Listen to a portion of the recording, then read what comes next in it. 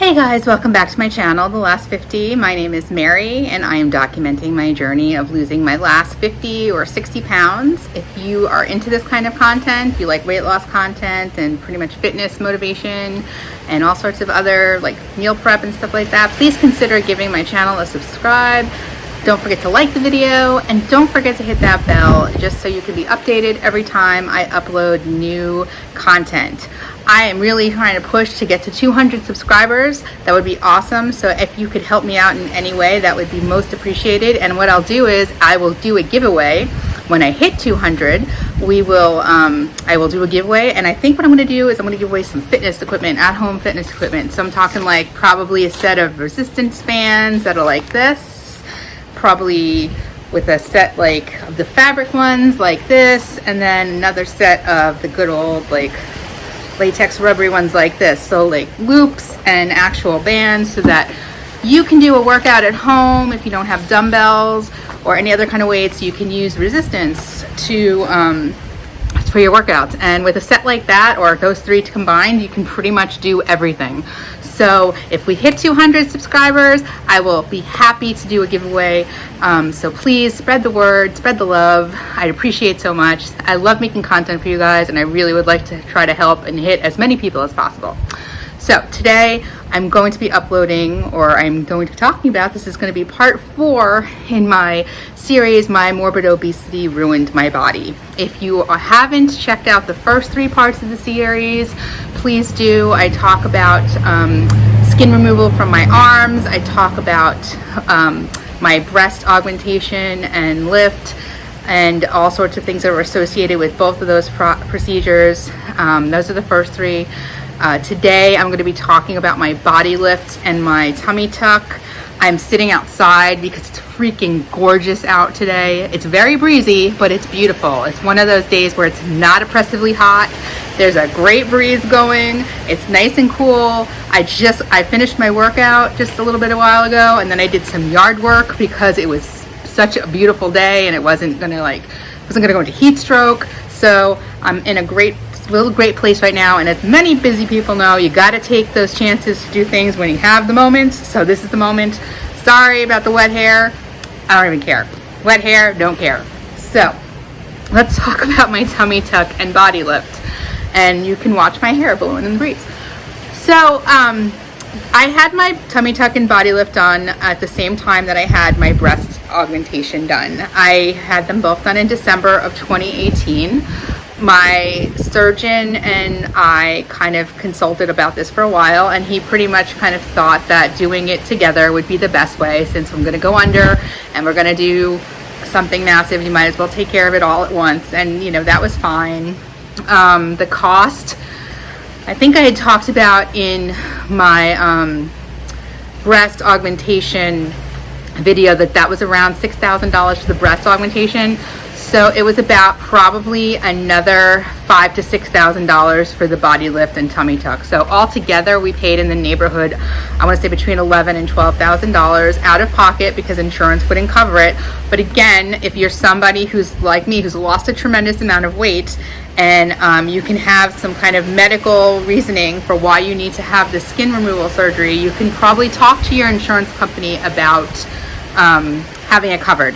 At the time that I had these done, we had an insurance company that was absolutely not going to cover it. I have new insurance now, so I might be able to work with them. It's interesting because a lot of insurance companies will cover the weight loss surgery, but they won't cover some of the what I like to call like the aftercare surgeries, and what kind of other surgeries you need to have that when you go along with losing a lot of weight. So if this is something you're considering doing, that's kind of the price point you're looking at. But again, talk to your insurance company about what they can do for you. So I'm going to insert, all right, so just a warning before we start. I am a librarian. I am not a doctor, so I cannot speak to any kind of medical or any kind of condition-related questions. I'm happy to answer any questions going on about what it was like for me as the experience goes, but I am not an authority on anything medical. So if you have any existing conditions or anything like that, please speak with your doctor before you even consider having this done. Obviously, you would hopefully talk to your doctor about lots of things, but I can't answer those questions. I'm happy to answer anything that has to do with during, prior, before, after, anything like that, but I can't answer any medical questions. I will say that I was pretty much in really good health when I had the surgery done. There was nothing other than the fact that I have gastric reflux that I needed to just make sure my anesthesiologist was aware of. I spoke about this before, so they're going to talk to you. The anesthesiologist should call you the night before your surgery to touch base. That's something that tells, just to let them know, so they know, like, when they're intubating you, and I guess de-intubating you, they know. I'm gonna put some pictures in. It's gonna be nothing too graphic. There'll be a couple of images of the surgery, like the days right after, and then probably a couple of weeks. So there's nothing like graphic or anything like that. You'll see sutures, you'll see the suture lines, that's it. And then I have some other pictures that I actually just took today of where it now looks almost like a year and a half, almost 2 years, close to 2 years after. So you can see how the scarring has faded and how it's healed up and things like that. So let me start. So I wasn't entirely sure I was going to get a body lift. If you look at my before pictures, you'll notice that I have a tremendous amount of loose skin. So at the time that I had this surgery done, I was weighing in around 220, 225 pounds. And at that point I had already lost about 200, 225 pounds. So I've lost about half my body weight. So I had a tremendous amount of skin, and you can see that in my before pictures. It was everywhere. So it wasn't just in my stomach area, it was also in my upper torso area, like that area below your breast line, your breastbone, breast area. So I had just like my entire abdominal area and chest, which just had all this loose skin. And it was something that I decided I needed to take care of, because it was kind of getting to a point where it was inhibiting my ability to do things. So because I had so much skin, it was hard to do abdominal work. It was hard to do any kind of bending a lot. I didn't feel like I got kind of like the depth that I wanted when I was doing squats. I didn't like doing any kind of ab work. I felt like my stomach was always in the way. I wasn't getting the right range of motion when I was doing it. And then also it was a lot of skin that was just kind of getting me heat rash and just didn't feel comfortable. I didn't like the way I looked in clothes. It was just a whole bunch of things that I was like, I really want to get this done. So my doctor, we talked about it and we said tummy tuck, but he also pointed out that he could pretty much remove a lot of that skin from my midsection and my upper chest area. So it kind of turned into almost a 360 body lift. And you'll see in the pictures, there's probably about a 6-inch space around my waist on my back that wasn't cut. So that's about it. So he went all the way around my waist and then did a cut like that in my chest. And it's just like altering a garment. I know I use this metaphor a lot, but that's really what it is. Like you're taking in a garment. So you make an incision down straight, you make one this way, you make one around, and then you remove all the excess skin and you pull it all together and sew it all up. You lift, pull together, sew it up. And that's kind of like the way it is. I mean, it's crude, but that's exactly what it is. And at the same time, I had my breasts done too. So it was just like a whole lot of lifting and tucking and pulling and getting rid of stuff. So that is and you can look at the mechanics of it up online. I will link some links below about body lifts and tummy tucks and all that stuff, so you can get a much better medical actual viewpoint of what it is instead of my lift and tuck kind of stupidness. But that was essentially what the surgery was. Going into it, there were a couple of things that my doctor warned me that could happen, possible complications, aside from like the major medical ones, which really weren't an issue, and they're the same kind of major medical issues that you would get when you undergo any kind of surgery. One of the other things to consider, especially with surgery that was this large, was that, and I spoke about this in my brachioplasty video as well, is that when you're pulling together, you want to get everything really tight. That's the whole point of having the surgery. You want to remove the skin, you want to bring back the tightness, you want to bring the muscle, cut the muscles, bring them back tighter. So everything's going to be pulled really taut and then sewn together, right? So that those suture lines are really the point of failure. So if something's going to happen, it's probably going to be in any of those suture areas, because that's where the most pressure is when you recover, especially when you're talking about your abdominal area, your leg area, your waist area, you know, places where you're doing a lot of where a lot of motion happens, forward, back, turning. That puts a lot of stress on that area. So if I was going to get it, 99.9% of the time when people get infections, it's in those suture areas. So it wasn't something I was really afraid of, but it turned out that I did have a complication. I did get a small, I'm talking extraordinarily small infection in the suture line that ran underneath my belly button. And you can see that in these pictures, in this picture after surgery. So after surgery, you can see that I had a ton of skin removed. And then if you look at the area where my belly button is, underneath it, it's red. And that was kind of taken maybe several days after the surgery. And that's when I had developed a small infection. So I had no pain. I was under amazing pain medication the whole time.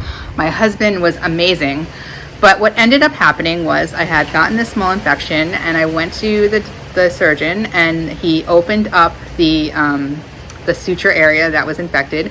And what it was that there was still some fat that was in the area that was necrotic. It was dead tissue, and it caused a little bit of an infection. So they cleaned out everything, and rather than sewing it back up because it's something that could possibly keep happening, they decided that they were going to leave it open, and that we pack it, clean it, and leave it alone. So I'm one of those people that I can handle anything on anybody else.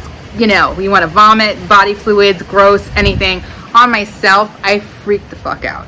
So I wasn't thrilled with this, because basically when I looked down, I had this, I don't want to say gaping hole, but I had a pretty wide and maybe like that thick, deep opening in my abdominal. And it was literally, when you looked at it, it was just like tissue, and then there's my abdominal wall. Like, that's the muscle wall. So it wasn't anything gory. It was just like freaky as fuck to have that. If you've ever had any kind of surgery or infection where they've had to keep it open and they pack it, then you know exactly what I'm talking about. My husband, God love this man, every other day, we cleaned it out, we packed it. We started, you know, with the serious kind of cleaning out, where we used like, I don't even remember now. It was like, you know, first we did it with saline, and we packed it full with gauze, and we covered it. And then we got to this point where it was, and it kind of, the way it was kind of cool. The human body is just amazing. It kind of closed from the top and just kind of came down like that. So as we progressed through the healing stages, we went from like using saline solution and other kind of medical, like, I don't know, disinfectants, antibacterials, you know, antiseptics. And then we started using the medicinal kind of algae. And I don't know if, I think I may have talked about this, but there's an algae, you can get these algae patches that work on any kind of open infections or like burns, and you put it on, and it helps clear up the wound. It's like the algae kind of, you know, takes care of the infection area and promotes the growth of the skin and the healing process. So we went on that for a few weeks. Then when it really got to a point where it was kind of small, then we used medicinal honey, this honey paste that was also kind of similar, and that was used. My husband would use that and clean it out. So as we progressed, the amount of cleaning and the intensity of the cleaning out was small. My doctor, apparently I healed extraordinarily amazingly. He couldn't believe how fast my body was healing. I can tell you right now, it didn't feel fast to me. I think it took about 8 weeks for everything to close. So I had this surgery in the beginning of December, and I probably didn't get the all clear. Everything was closed up until second week of March. Which was not what I had planned. It was supposed to only be about a 6-week recovery, and it turned into about almost double that time. So I will say a couple of things about it. It was very emotional for me because, like I said, I can't handle any kind of weirdness, bodily issues with myself. So because I have anxiety, I kind of definitely kicked that up a notch. So my husband made sure that I was taking my Xanax pretty regularly to keep the anxiety low. So I want to say that probably the first 4 to 5 weeks of recovery, I was not 100% sober. I was on my pain medication for probably like the first 3 weeks, and then I was on my Xanax, and then we bumped down to like Tylenol for pain. I can tell you, I never felt any pain. The only time I ever felt any pain was when I went to the doctor, and he would check it, and he would like poke inside the area with this kind of like, they're like these black charcoal like sticks that you use to kind of like sterilize the area, and that poking part hurt. When Scott would clean it out and pack it, I had no problem. So when the doctor went in, he would just poke, and I was like, it was also extraordinarily emotional for me, and I really don't know why. I think it was just that I felt just awful, and I didn't like that I had this situation happening, and it was just really upsetting to me. And I think it was a mixture of the anxiety, a little bit of the depression, the fact that it was taking a long time to recover, much longer than I had hoped. I hadn't been seeing a lot of people. I couldn't do a lot of anything either. So I remember there were days where while this was happening, we went to the doctor pretty regularly, like every 3 days, and then at least once a week. And I wouldn't even bother to get dressed. I would just put my bathrobe on and get in the car, because they were going to have to get me undressed anyway so they could check everything. And when they removed all the sutures and stuff like that. So it was kind of really, it was difficult. It was really difficult. I want to say though, not typical. Difficult, not typical. Once it really started healing, and I was just like feeling a little bit better about it and not as anxious, I started to not care as much, and I started to kind of just be like, okay, we're getting back into the swing of things.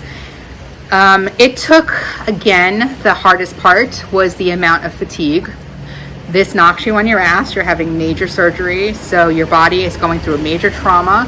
So I was exhausted. I would walk from the bathroom to my chair where I was recovering in. I had used my recliner, which was the best way. I could sleep kind of angled, and I could be comfortable and do all the sorts of things.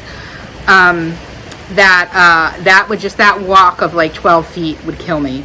Walking from the car to the house, to the car, to the doctor's office, they would sometimes have to, in the beginning, have to use a wheelchair to get me because I was that exhausted. It was just really, your body is just really, really traumatized. It might look like you're healed from the outside, but on the inside, your body's still healing. Other stupid things that happen, I got a small hematoma again on my hip area, which we treated the same exact way we did last time when I had my arms. We just pushed out the dead blood and cleaned it out and kept pressure on it, and it was fine. Other than that, there was nothing exciting about, that was enough. I'm telling you. But nothing else really threw a real wrench in it. It was just hard recovering and being out of the world for so long. Not being able to see friends as often as I would like, just not being able to participate in daily activities, like just not being able to pursue my life was kind of upsetting. So there's a lot of emotional things that happen when you have like a surgery like this. So my doctor did talk to me prior to that, talking about maybe, you want to journal, you want to do something to keep your brain occupied and not get really bogged down in any of that.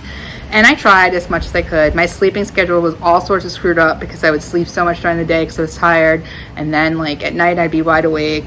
So it was kind of just a weird period of time. Now, because it healed on its own, that area did not close as tightly as other places, as the rest of me. So I am definitely going to have a revision, which is something my doctor and I spoke about prior to even having surgery, that because I had so much weight, I lost so much weight, and that I was still losing weight, a revision was probably going to be in my future.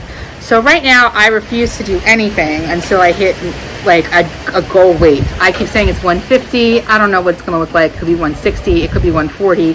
When I hit a goal weight that I really feel like this is it, this is where I want to be, then I'll do the revision. And when I do that revision, I'm also going to do my bottom half, my legs, the lipo on my hips. I'm going to do a lot of surgery again, because the legs, again, like I've talked about, are my worst part of my body right now. As far as things that made life easier, I got a shower stool, or I used the shower stool from when I had my first surgery. Again, great to sit there. You're going to have to help in the shower. I did get a toilet seat riser, which was awesome because the less you have to bend over or put yourself down, the better, and literally would fall down on the toilet seat. So that was extremely helpful. Oh, look, the ice cream man is coming. Cue my children coming to run out in 5 seconds. So hopefully I won't get copyright struck because of the song. But anyway, so those are two really good things to have if you're planning on having surgery. Lots of dial antibacterial showering. I again didn't do that until like I didn't stop doing that until I got the all clear. I pretty much did it until my stomach healed up. What else? I mean, that was really it. Aside from that one complication that threw a wrench in the time frame, and things not being as tight as possible, I would do it again in a heartbeat. I still would do it again in a heartbeat. If you look at the pictures from a couple weeks after the surgery, a couple months after the surgery, you'll see how the scars are and how there was the initial bruising right after had faded out. You'll see in some of these pictures how the way the scarring is, and how when that side of me or when that lower area started finally healing, you can see a little bit of how it's not as tight as it would be. There might be a little bit of roll of skin that didn't get tightened up as much as I wanted it to. And then the pictures from today, if you look at, you can see just how faded my scar lines are. Obviously they're still there, I can see them, but they can all be totally covered up with underwear, like a panty line. They do a bikini line kind of thing.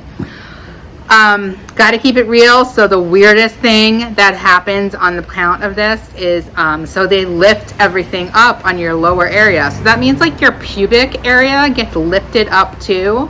So no joke, you're peeing like way higher than you used to. I know it sounds weird, but when you think about it, like the opening to your vaginal area is now lifted up a bit too. So where you used to might have peed lower, you're kind of now like arcing a little bit or like in a diagonal direction. I don't know how to explain it other than got to sit back a little bit more.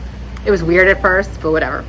And because that skin's lifted more and might show, you might want to, any kind of, if you're into like removing hair in that area, you might have to go a little higher than you normally have. So that's the weird thing. Other than that, I mean, I am very happy with my results. I love the way my body looks right now in some ways. In some ways I don't. We've talked about that. I'm really focusing hard right now on hitting that goal weight because I really want to, next year do the bottom half of my body. Like that's the part I'm most insecure about. And I think once I get that taken care of, even the little bit, you can see in these pictures how there's a lot of loose skin. You can even see in these pictures, like by my butt, there's like so much, there's already stretch marks because I've already dropped weight since I've had the surgery, obviously. So I think in the end, when he removed about almost, I want to say 18 pounds of skin, which is frightening when you think about it. You do have fluid retention, so you're going to have, you're going to feel swollen. I wore compression socks to the surgery, and I wore them for a couple of days afterwards, and then just, keep your feet up, watch it, and then once that dam breaks, it's like bathroom city all the time.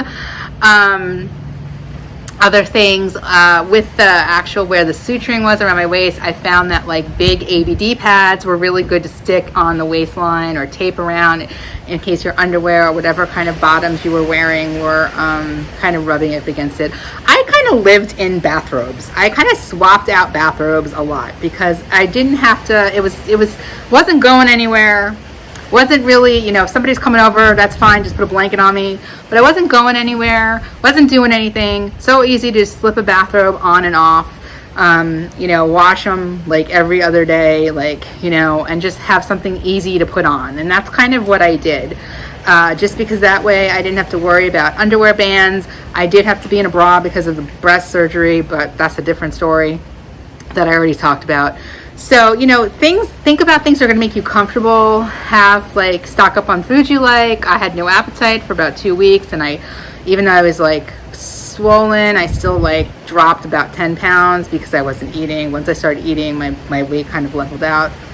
And that's, you know, have things to do. Stock up on something to watch on Netflix or whatever. Hulu, Netflix for my best friends. I did crossword puzzles when I was lucid. Kind of knitted a little bit. Reading was kind of not going to happen because I couldn't concentrate that much. FaceTimed a lot of friends, Skyped with a lot of people, spent time with my kids. It was heartbreaking. I couldn't be down there on Christmas morning, so they brought Christmas morning up to me. But again, I would do it again in a heartbeat. It was a positive experience. I'm very happy with the results, and I don't regret anything. It's just me again. I'm just going to record a new ending because I forgot to mention something about this in my original recording. So something else I just wanted to mention, or two things I wanted to mention about aftercare. So one, all the supplies that I needed, aside from what the doctor would give me, everything I could get on Amazon. So I was able to buy all the ABD pads, all the any kind of medication, or the sterilization stuff, the Meta Honey, the algae pads, the saline solution, the Deacons, which is kind of like bleach that's for your body. All of that could be gotten through Amazon. So Amazon was a great way. My best friend, we put in orders, we get same day, some days we get, you know, second day. So nothing you need, you should not be able to find. The second thing I want to mention is, yes, they're cutting through a lot of nerves. So around my waist, down my front of my chest. So there was definitely a loss of feeling and loss of sensitivity, particularly around my waist area, my waist and where my kind of like your hip area. 2 years, almost 2 years out, I have regained almost all of it back. There might be one or two spaces that still feel a little like, quote, dead, but for the most part, everything returned. I don't have any kind of serious numbness or anything like that. As it comes back, it's kind of the same situation. It might feel tingly, it might itch, you might feel little shocks, but eventually all those nerves will reconnect and you will have feeling back in those areas. So that's something else to just to make sure you know and think about. Don't freak out. It'll come back. It will return. It hasn't taken that long. Like I said, I feel like I've pretty much fully gained back all the feeling in my body. So that being said, the next episode that I'm going to record, I'll probably record one more in this series. It's going to be with my husband. He's going to talk about all of this from the caretaker perspective. He can remember so much more of the details than I can because there were times when I really wasn't aware of what was going on. I can't overstate enough the amount of help and support my husband gave throughout all of these procedures. I could not have done any of them without him. And I just need to state again to y'all that if you plan on doing something like this, please have somebody who can be there with you for at least the initial stages of your recovery, because you're going to need assistance. You might think you won't, but you really will. You'll be surprised what you can't do, or what you didn't think you could do, or you'll be surprised what happens when you feel like you can't move certain parts of your body and things you can't do. That being said, that's going to be coming up. Again, we're going to be pushing. I'm trying to get to 200 subscribers. So if anything you can do to help me out in that way would be most appreciated. Share the video, share the channel. I'll be giving away a bunch of fitness equipment when we get to, or fitness supplies, lots of bands, all these resistance bands, so that you can do a complete workout from home without weights. You can tone, you can do resistance training. It'd be great since gyms don't seem like they're opening up anytime soon. So yeah, so if we get to 200, I will happily do a giveaway. Please help as much as you can. Hit me up on the socials below. Leave comments if you have any questions. And I hope to see you guys, talk to you guys soon. Have a great week. Bye guys.